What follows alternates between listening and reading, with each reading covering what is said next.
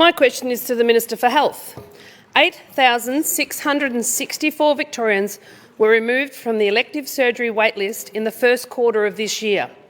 How many of these patients were removed because they lost their lives?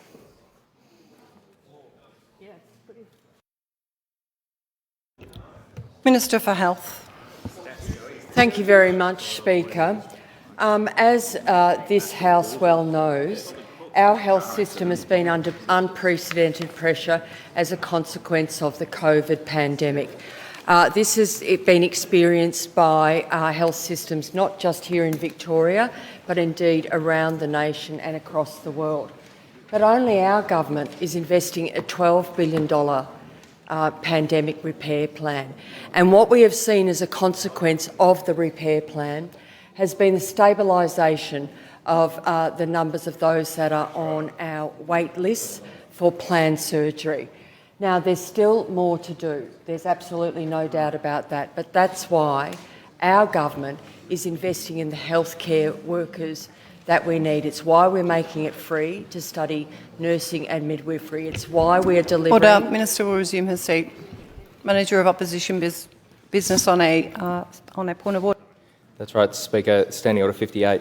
This question was a direct question. It did ask for the number of people that have passed away of the 8,664 that were removed from the waiting list. A minute into the answer, the Minister hasn't come to that question, and I'd ask you to bring the Minister to that important question. Minister is being relevant to the question that was asked. I ask the Minister to continue. Thank you very much, Speaker. I appreciate your guidance.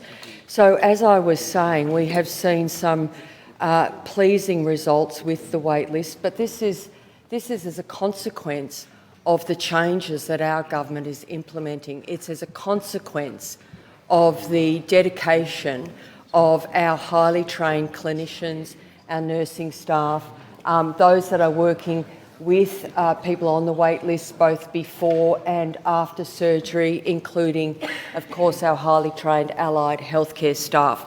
So I look forward to continuing to release the data in relation to the waiting list for planned surgery, something I might say that those on the other side never did.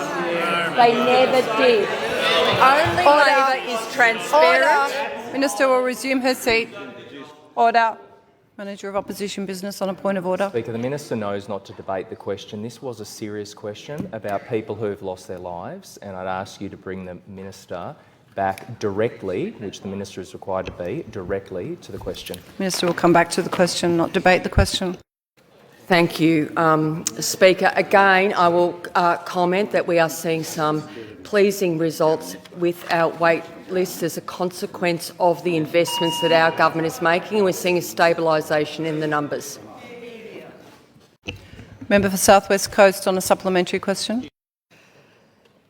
1 in 4 people waiting for elective surgery at the Peter MacCallum Cancer Institute were removed from elective surgery wait lists for the first quarter of this year. How many of these patients were removed because they lost their lives?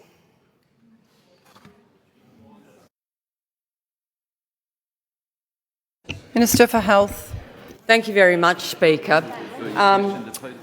This question gives me an opportunity to once again remind the House and thank our hard-working healthcare workers that all of Category 1, that is the sickest patients, are treated within the clinically recommended timeframes, and that statistic has been maintained throughout the peak period of the pandemic, and that is only because of the dedication of our healthcare workers. And I'll take this opportunity to say that Order. On a point of order, Manager of Opposition Business. Speaker, on relevance, this question specifically asks about the Peter MacCallum Cancer Institute. The Minister hasn't even come close to answering that question or referring to the institute and the number of people that passed away at that particular institute. And I'd ask you to bring the Minister again back to the question. Order. The question also referred to waiting lists, and the Minister is being relevant to the question. Thank you, Speaker. I'll just make the point once again. The sickest patients in Victoria have always been treated within the clinically recommended timeframes.